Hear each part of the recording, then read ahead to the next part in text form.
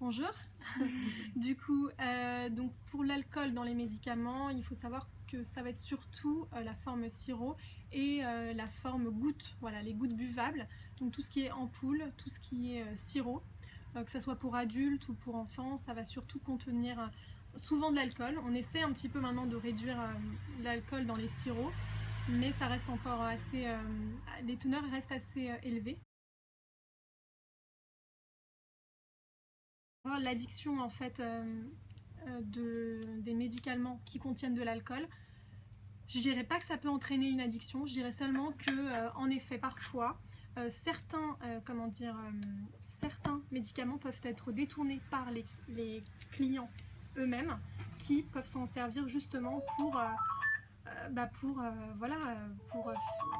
des fins en fait personnelles et donc mais c'est souvent des personnes qui ont un problème avec l'alcool au départ. Vous voyez, c'est ça qu'il faut savoir. Ça va pas être des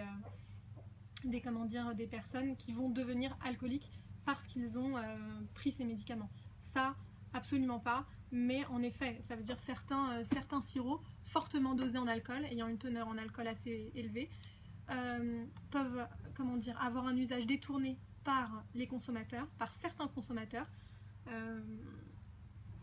et ils peuvent justement l'utiliser à des fins différentes que celles justement utilisées, un sirop à la base, soit pour une toux, ça peut être pour la toux, ils vont l'utiliser à des fins personnelles. L'alcool, alors il faut savoir que l'alcool en fait peut permettre de mieux conserver le médicament. Vous voyez, parfois on a besoin en fait d'alcool dans la forme galénique elle-même du médicament, c'est-à-dire que de manière industrielle, les industriels ont besoin de l'alcool pour faire la forme galénique, c'est-à-dire faire le médicament lui-même. Parce que voilà, c'est ce qu'on appelle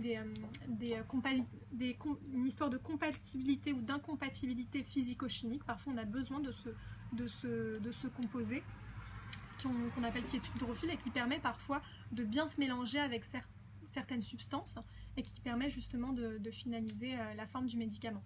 Ça ne sera pas le cas évidemment de tous les médicaments, notamment des comprimés, pas du tout, la forme comprimée on n'en a pas du tout besoin, mais voilà, les sirops souvent ont besoin un petit peu d'alcool pour la conservation. J'essaie de voir une autre indication pourquoi il y aurait de l'alcool. Parfois vous avez des sirops par exemple, des sirops pour les enfants contre les nausées et les vomissements.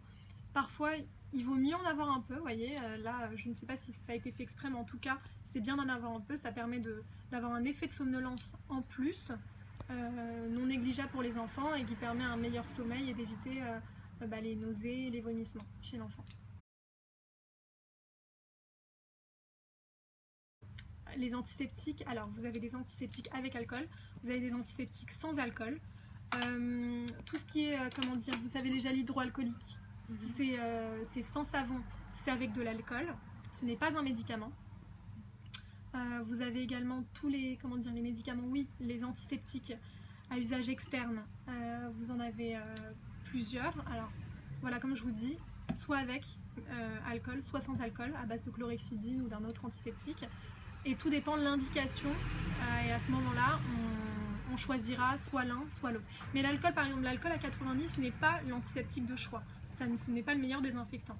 On va privilégier d'autres désinfectants qui sont beaucoup plus efficaces en termes de désinfection et d'antisepsie des plaies, plutôt que de l'alcool modifié ou de l'alcool à 90.